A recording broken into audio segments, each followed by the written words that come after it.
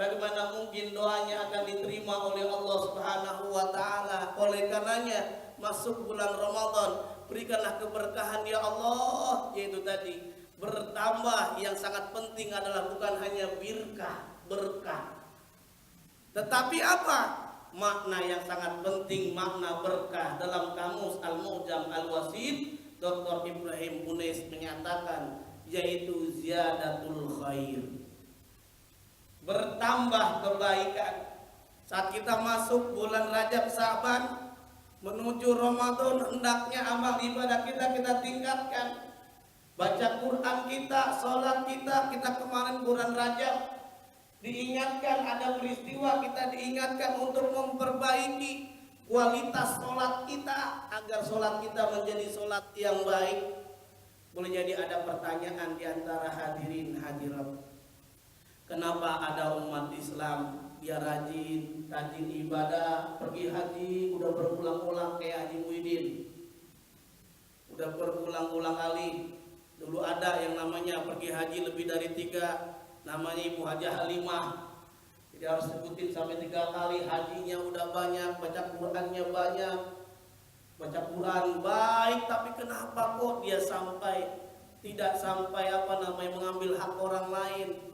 Bukankah Allah telah menegaskan inna sholata tanha anil fahsai wal munkar, sesungguhnya sholat bisa mencegah perbuatan keji dan munkar. Yang perlu kita renungkan, yuk kita cek jawaban Allah Subhanahu wa taala. Memang betul Allah telah menyatakan innallaha la yukhliful mi'ad. Allah pasti tidak akan ingkar janji. Yang Allah telah tegaskan, orang yang sholat pasti bisa mencegah perbuatan keji dan munkar, itu udah pasti. Bukankah Allah telah menegaskan dalam surah yang lainnya, yaitu fawailul lil musallin, celakalah orang yang sholat. Jangan sampai di situ saja berhenti, ada kelanjutannya. Apa sebabnya orang yang sholat celaka? Orang yang sholat aja celaka, apalagi yang tidak sholat. Karena Rasulullah menyatakan nanti yang pertama kali dihisab saat kita meninggal dunia bukan amalan haji kita, bukan baca Quran kita, bukan ibadah kita, membantu orang tua kita yang masih hidup atau yang lain-lainnya, kita berzakat, infak dan seterusnya. Tapi yang pertama kali dihisab adalah sholat. Awwalu ma yuhasabu bihil abdu yaumal qiyamah as-sholat. Sholat itu adalah kepalanya, ujungnya, komandannya, yang lainnya mengikut. Wajar aja kalau Allah telah tegaskan fawailul lil musallin, celakalah orang yang sholat. Apa amalan orang yang sholat celaka? Coba kita renungkan, jangan-jangan ada dalam diri kita masing-masing. Kualitas sholat kita belum sampai menuju yang khusyuk. Kita riya, boleh jadi belum tepat waktu. Alladzina hum an sholatihim saun, yang orang yang melalaikan dalam sholatnya. Ntar sok akhirnya sudah kelewatan. Alladzina hum an sholatihim saun alladzina hum yuraun. Boleh jadi saat kita beribadah, boleh jadi saat kita bersedekah, boleh jadi kita haji, boleh jadi kita membantu saudara kita, boleh jadi qiyamul lail kita, boleh jadi kita yang lain-lainnya, amal ibadah yang lainnya ingin dilihat pamrih, maka sia-sia. Alladzina hum yuraun, karena kita riya, sehingga semuanya tergantung amal ibadah kita, niat semuanya. Innamal a'malu binniat, semuanya tergantung niat kita. Kalau niat kita untuk dunia, maka menjadi amalan dunia. Tapi kalau kita niatnya untuk akhirat, insya Allah amalan kita adalah akhirat. Sekarang saya tanya kepada hadirin hadirat, kalau kita nanam padi, kira-kira rumput ikut nggak kan? Ikut itu. Ini simbol padi adalah akhirat. Rumput simbol dunia. Orang yang bekerja karena Allah ikhlas, bukan hanya mendapatkan pahala di sisi Allah Subhanahu wa taala, tetapi juga dia akan memperoleh kenikmatan di dunia ini. Berbeda ketika dia bekerja dengan ikhlas, dia akan profesional, dia tidak menggerutu, nikmati dia. Dapat rezeki yang besar, dapat rezeki yang banyak, dapat rezeki yang sedikit, dia nikmati, dia syukuri, karena tujuan puasa bukan hanya la'allakum tattaqun, tapi la'allakum tashkurun, agar kita bersyukur. Bisa dicek dalam kelanjutan ayatnya, walitukmilul iddata walitukabbirullaha ala ma hadakum wala'allakum tashkurun, agar kita semuanya bersyukur. Wajar aja kembali kita ke dalam surah Ali Imran ayat 133 sampai ayat 135 yang Allah telah tegaskan bagaimana agar kita mendapatkan pahala ampunan di sisi Allah Subhanahu wa taala, sampai kita memperoleh derajat takwa, kita memperoleh derajat muttaqin, orang yang bertakwa. Uiddat lil muttaqin, ada 3 amalan. Yang pertama, alladzina yunfikuna fis sarra'i wadoro, kita sangat dianjurkan untuk infak, untuk sedekah. Ingat saudaraku yang dimuliakan oleh Allah Subhanahu wa taala, infak sedekah tidak harus menunggu kaya raya. Dalam keadaan kere, dalam keadaan paceklik, maka sangat dianjurkan bersedekah. Karena Rasulullah menyatakan, kalau kita ada masalah, problem, kalau bersedekah, insya Allah Allah akan berikan rezeki yang luar biasa, yang tidak disangka-sangka. Wa man qudira alaihi rizqu falyunfiq mimma ataahu Allah, itu janji Allah. Kalau kita sedang dalam keadaan punya rezeki paceklik, bisnis yang kita jalanin gagal mulu, saat kita mendapatkan rezeki, rupanya rezekinya tidak sesuai yang diharapkan, artinya kita menghadapi masalah, problem dan lain sebagainya, maka resepnya falyunfik, maka kita disuruh infak, suruh sedekah. Tidak harus bisarroh, dalam keadaan bahagia, punya harta, jabatan dan lain sebagainya. Wadorro, bahkan dalam keadaan paceklik, yang Rasulullah pun ketika menyatakan orang yang bersedekah insya Allah akan dijauhi dari mara bahaya. As-sodaqah tutfi'ul bala. Yuk kita sama-sama cek, bukan hanya orang yang bersedekah, infak, ketika dia punya uang, tidak punya uang, ternyata bisa sukses. Kita cek, bisa cek sahabat Rasulullah yang bernama Abdurrahman bin Auf. Itu awalnya kere, awalnya miskin, awalnya nggak punya apa-apa. Hijrah dari Mekah ke Madinah nggak bawa apa-apa.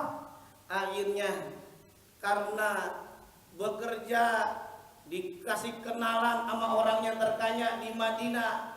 Kemudian ketika dikasih kenalan sama orang yang ada di Madinah, ada amal yang sangat luar biasa yang bisa kita tiru dari sahabat Abdurrahman bin Auf. Apa amalannya? Abdurrahman bin Auf ketika dia dikenalkan sama orang yang terkaya di kota Madinah, kata orang yang terkaya di kota Madinah, hai sahabat Abdurrahman bin Auf, engkau adalah yang golongan muhajirin, saya golongan ansor, kita sama-sama saudara, kamu adalah saudara saya adalah saudara kamu, kaya memiliki kekayaan yang ada di Madinah ini, saya orang yang terkaya di kota Madinah ini, kalau anda mau yuk kita separohan, setengah harta kekayaan buat saya, setengah lagi buat anda, hai Abdurrahman bin Auf. Ternyata sahabat Abdurrahman bin Auf nggak kayak kita. Abdurrahman bin Auf nggak mau dia. Dikasih umpamanya kita punya kenalan orang yang terkaya siapa sini? Ainul Tanjung, ARB atau apa? Pak Ustadz dikasih kenalan, dikasih ini Ustadz, udah nggak usah ngapa-ngapain, nggak usah kerja, ini harta kekayaan saya separuh, mau nggak? Kalau kita kan nggak mau nolak, betul nggak? Tapi Abdurrahman bin Auf nggak mau. Bahkan orang yang terkaya dalam riwayat menyatakan namanya As'ad dan Ka'ab gitu. Ketika dia memiliki kekayaan gak mau, ditanya lagi, hai Abdurrahman bin Auf, saya memiliki istri beberapa, coba kamu lihat istri saya yang mana yang kamu kira-kira seneng. Kalau kamu seneng, nanti saya akan ceraikan istri yang kamu lihat itu. Saya akan ceraikan dan saya akan ikhlaskan nikahkan dengan kamu. Kalau kita pasti mau itu. Orang kaya biasanya kan istrinya cantik gitu Pak ya. Masya Allah. Abdurrahman bin Auf nggak mau. Kalau bapak mau nggak? Wah nggak mau nolak ya. Bahkan yang udah ada kadang-kadang nambah. Itu makanya Ustaz, ibadah yang paling nikmat, yang paling hebat itu adalah nikah. Apa buktinya? Yang paling nikmat, buktinya banyak yang menambah. Hadirin hadirat yang dimuliakan oleh Allah, saya ingin sampaikan, nggak tahu sampai jam berapa di saat kita. Iya, 10 menit lagi ya. Jadi hadirin hadirat yang dimuliakan oleh Allah, rupanya Abdurrahman bin Auf nggak nerima itu kebaikan orang yang terkaya di Madinah, dikasih kekayaan nggak mau, dikasih istri nggak mau. Rupanya cuma dia minta tolong antarkan saya ke pasar yang ada di Madinah. Dianterin tuh bingung ini, dikasih kekayaan nggak mau, istri nggak mau, dia inginnya mau apa sih sebetulnya, dianterin ke pasar. Rupanya ke pasar itu Abdurrahman bin Auf lihat itu ada tukang angkut barang, tukang kuli ya, kuli namanya apa ya? Kuli barang, dia ngangkut-ngangkut, dia lihat, oh ternyata mendapatkan rezeki dari hasil kuli. Besoknya nggak perlu dianterin lagi sama orang yang terkaya di Madinah, dia sendiri aja. Akhirnya besok bayangkan, sahabat Rasulullah tidak malu dia jadi tukang kuli angkut barang. Ketika menjadi kuli tukang angkut barang, dikumpulkan uang-uangnya, lama-lama cukup banyak. Dia berpikir kalau jadi tukang kuli saja nggak akan berkembang. Akhirnya dia jadi berbisnis jualan keju. Akhirnya menjadi kaya raya, termasuk sahabat yang dijanjikan oleh Rasulullah SAW, yaitu sahabat yang salah satunya adalah masuk surga. Apa amalannya? Amalannya karena tidak hanya bersungguh-sungguh, tapi dia bersedekah. Catatan yang menarik, dalam riwayat dinyatakan sedekahnya Abdurrahman bin Auf itu sampai 50.000 dinar. Saya tanya, Pak, 1 dinar berapa gram? Ada yang pernah punya uang emas? 1 dinar, saya kebetulan beberapa waktu lalu ceramah di daerah dekat Bursa Efek Indonesia. Ketika ceramah dikasih beberapa dinar. Pas saya cek berapa itu 1 dinar, itu uangnya 4,25 gram emas. Kalau ibu-ibu beli emas segramnya berapa Bu? 500.000, berarti 1 dinar 500.000 dikali 4,25 gram emas kurang lebih 2.125.000 rupiah, begitu kira-kira. Kalau nggak percaya hitung sendiri dah. Coba kita lihat 50.000 dinar dikali 500.000 rupiah. Kalau kita pakai uang Indonesia, diekuivalenkan, disamakan berapa sih sahabat Abdurrahman bin Auf bersedekahnya? Ternyata angkanya fantastis Pak, 500.000 rupiah dikali, pas hitungannya itu totalnya kurang lebih 106 miliar. Sahabat Abdurrahman bin Auf bersedekah, yang awalnya kere jadi kaya raya. Oleh karenanya alladzina yunfikuna fisarra wad dharra, bersedekah. Karena janji Allah pasti Allah akan berikan, janjinya Allah akan lipat gandakan 10 sampai 700 kali lipat. Ada kisah di sini, ada guru TK enggak? Ustaz, ada enggak guru TK? Di sini kan ada kadang-kadang guru TK di masjid-masjid itu ya. Coba saya tanya, kalau guru TK di sekitar masjid Jami'at Taqwa, gaji gurunya berapa sebulan? 300.000 ya? Nah, itu nggak jauh beda lah sama Bekasi. Nah, 300.000 ada guru TK mengeluh datang ke Ustaz, gaji saya sebagai guru TK, gaji saya 10